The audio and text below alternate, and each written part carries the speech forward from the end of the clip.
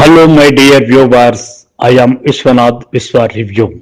అప్పట్లో రామారావు, నాగేశ్వరరావు కమర్షియల్ సినిమాలతో దుమ్ము దులిపేస్తున్న రోజులు. కలర్ లో ఈస్ట్మన్ కలర్ లో సంచలనాలు సృష్టిస్తున్న రోజులు. హీరోలు లేకుండా దర్శకులు అనేవారు ఉనికిలో లేని పరిస్థితి దాదాపు తెలుగు సినిమా పరిశ్రమలో వేళ్లూనుకుంది. హీరో ఎవరని సినిమాలు చూసే పరిస్థితి తప్ప దర్శకుడు ఎవరని సినిమాలు చూసే పరిస్థితి దాదాపు లేదు.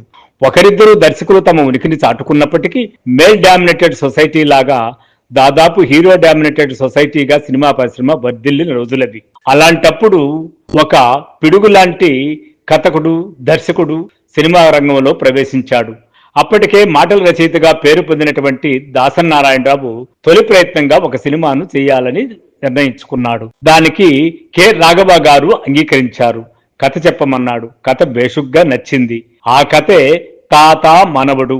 ఎస్వి రంగారావు, రాజబాబు, అంజలిదేవి నటించిన ఆ సినిమా వైట్ అండ్ బ్లాక్ లో ఆ రోజుల్లో సెన్సేషనల్ క్రియేట్ చేసినటువంటి సినిమా.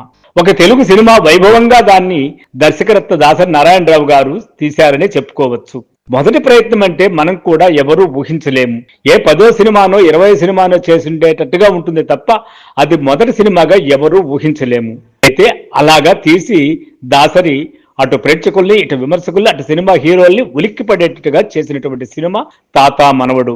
తెలుగు సినిమా ఫార్ములా వరబడిలో కొట్టుకుపోతున్న సమయంలో ఎన్టీఆర్, కృష్ణలు, పగా ప్రతీకారం ఉండే యాక్షన్ సినిమాలు, ఏఎన్ఆర్, శోభన్లు ప్రేమకు సంబంధించిన సినిమాలు చేసుకుంటూ పోతూ రంగురంగు ఆ సినిమాల హోరు మధ్యలో వచ్చిన తెలుపు నలుపు సినిమా ఇది.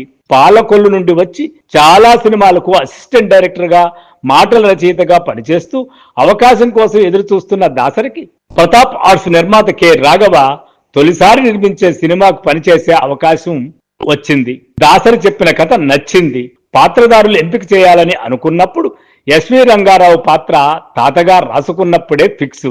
ఆయన పక్కన అంజలిదేవి, హీరోగా శోభన్ బాబును అనుకున్నారు. కానీ నిర్మాత నేనంత బడ్జెట్ ఇవ్వలేనయ్యా అనేసరికి హీరోగా ఎవరిని పెడదామని ఆలోచించి చివరికి రాజబాబుని నిర్ణయించారు.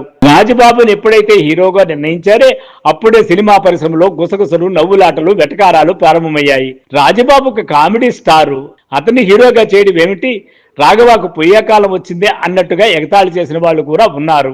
అయితే దాసరి యొక్క పట్టుదల, దాసరి యొక్క కథ మీద నమ్మకంతో రాఘవ గారు గ్రీన్ సిగ్నల్ చేశాడు దాసరికి. హీరోయిన్ విజయ నిర్మల. ఆమె చిన్న నటులు, చిన్న కథలో అనుకు భేదం లేకుండా అటువంటి సినిమాలకి ఎక్కువ ప్రాధాన్యత ఇచ్చేటువంటి విజయ నిర్మల గారు దర్శకత్వపు శాఖలో కూడా నిపుణురాలు కాబట్టి ఆ కథను అంచనా వేసి దానికి అంగీకరించారు. సత్యనారాయణ, రాజసులేసన ఒక జంట. వీరి గురించి చెప్పాల్సిన అవసరం లేదు, సీనియర్ నటీనటులు. గుమ్మడి పాత్రకు ముందు దాసరి తనకు ఆప్తుడైన నాగభూషణంను అడిగారు. ఆయన రెమ్యురేషన్ ఎక్కువ అడిగేసరికి కోపం వచ్చి గుమ్మడిని పెట్టారు. అలా కాస్టింగ్ పూర్తయింది. నువ్వు మీ నాన్నకి చేసిన మర్యాద రేపు నీకు నేను చెయ్యాలి కదయ్యా. ఇదే కథ లైను. కొడుకు తల్లిదండ్రులను మోసం చేస్తే మనవుడు ఆ కొడుకు ఎలా బుద్ధి చెప్పాడు అన్నదే కథ. చిన్న బడ్జెట్ లో 30 రోజుల్లో తీశారు. 23 మార్చి 1973న విడుదలయ్యింది. ప్రేక్షకులు అపూర్వంగా ఆదరించారు. మార్చి 15న ఏఎన్ఆర్ బంగారుబాబు, మార్చి 29న ఎన్టీఆర్ దేశోద్ధారకులు రిలీజు. అవి ఆషామాషి సినిమాలు కాదు. ఇద్దరు అగ్రనటులు సూపర్ హిట్ సినిమాల మధ్యలో రిలీజ్ అయినటువంటి చిన్న సినిమా తాత మనవడు. అయినా ఈ సినిమా సూపర్ హిట్ అయ్యి 365 రోజులు ఆడింది. ఈ సినిమాకు హీరో ఎస్వి రంగారావే. టైటిల్స్ లో కూడా మొదట ఆయన పేరే వేశారు. విశ్వ నట చక్రవర్తి ఎస్వి రంగారావు అని. ఆయన నటన గురించి కొత్తగా ఏం చెప్పాలి. సినిమా మొత్తం సెకండ్ హాఫ్ లో కొంత భాగం తప్ప తనే నడిపించాడు. మేనకోడలు గర్భవతి అని తెలిసినప్పుడు, కొడుకు పెళ్లి చేసుకుంటున్నప్పుడు, కంటి చూపు పోయినప్పుడు, భార్య చనిపోయినప్పుడు ఆ సన్నివేశాల్లో ఆయన నటన వర్ణించడం నా వల్ల కాదు అన్నట్టుగా ఉంటుంది. విమర్శకులు సైతం నోరు ఎళ్లబెట్టినటువంటి అద్భుతమైన సన్నివేశాలు. అంత అర్హత కూడా లేదు నాకు అనే పరిస్థితులు కూడా వచ్చినాయి ఆ రోజుల్లో విమర్శకులకు కూడా. అంటే అంత గొప్పగా ఉంది ఆ సినిమా. ఇక ఆయన భార్యగా అంజమ్మ నటన కూడా అద్భుతం. ముఖ్యంగా కొడుకు ఇంట్లోనే పనిచేస్తున్నట్టు తెలిసిన సన్నివేశంలో ఆవిడ బాధ, చిరాకు, అసహ్యం, అవమానం అన్ని ఎక్స్ప్రెషన్స్ లో ఒకేసారి చూపించారు. భార్య విధేయుడిగా సత్యనారాయణ కూడా పేరెంట్స్ కి, భార్యకి మధ్య నలిగిపోయే క్యారెక్టర్ మెప్పించారు. రాజసులోచన కూడా సరిగ్గా సరిపోయింది.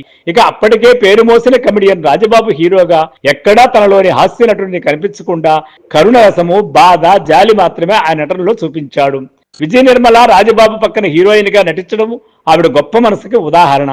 అల్లు రామలింగయ్య, గుమ్మడి, కొమ్మినేని మిగతా పాత్రల్లో మెప్పించారు. దాసరికి పునాది వేసిన చిత్రం ఒక్క సినిమాతోనే ఆయన గొప్ప దర్శకుల జాబితాలోకి వెళ్లిపోయారు. అప్పటి వరకు ఒక లెక్క, ఈ సినిమా తర్వాత ఒక లెక్క అన్నట్టు సాగింది దాసరి ప్రయాణం. NTR cinema, ANR cinema, Krishna cinema అనేవాళ్ళు అప్పటి నుండి హీరో ఎవరైనా సరే దాసరి సినిమా అనే పేరు వచ్చింది. 150 పైగా సినిమాలు తీసి గిన్నిస్ బుక్ లోకి ఎక్కారు దాసరి గారు. ఆయన చేసిన ప్రయోగాలు తెలుగులో ఎవరూ చేయలేదు. అన్ని రకాల సినిమాలు చేశారు. ఎన్నో బ్లాక్ బస్టర్స్, ఎన్నో సందేశాత్మక చిత్రాలు, ఎంతో మందికి జీవితం, ఎందరో శిష్యులు, ఒక దర్శక యూనివర్సిటీ ఆయన. తెలుగు సినిమా పెద్ద అగ్రనటులు కూడా దాసోహం. అకాల మరణం పొందారు. కానీ ఉంటే ఇంకా సినిమాలు తీస్తూనే ఉండేవారు. సి నారాయణ రెడ్డి కొసరాజు పాటలు, రమేష్ నాయుడు సంగీతం మహాద్భుతం. ఈనాడే బాబు నీ పుట్టినరోజు, అనుబంధం, ఆత్మీయత అంతా ఒక బూటకం, ఏమిటో ఈ లోకమంతా పాటలు జీవితానికి అద్దం పట్టేలా ఉండి మనసును తాకేలా ఇప్పటికీ వీణుల విందుగానే ఉంటాయి. ఈ సినిమా కొత్త దర్శకులకు ఒక డిక్షనరీ. ఆ టేకింగ్, ఆ సింబాలిక్ షాట్స్, ఆ స్క్రీన్ ప్లే చాలా నేర్చుకోవచ్చు ఇప్పటి దర్శకులు. ఎస్వీఆర్ కు అంజలిదేవి వాళ్ళ మేనకోడలు గర్భవతిని చెప్పే సీన్ బ్యాక్గ్రౌండ్ లో ట్రైన్ వెళ్తున్నట్టు సౌండ్ పెట్టి విషయం పూర్తయ్యేసరికి ట్రైన్ వెళ్ళిపోవడం ఎంత గొప్పగా తీశారో అప్పట్లోనే. ఇలాంటి సీన్లు ఎన్నో దర్శక ప్రతిభను చూపెడతాయి. ఈ సినిమా ప్రేరణతో తర్వాత ఎన్నో సినిమాలు వచ్చాయి. దాదాపు అన్ని హిట్లే.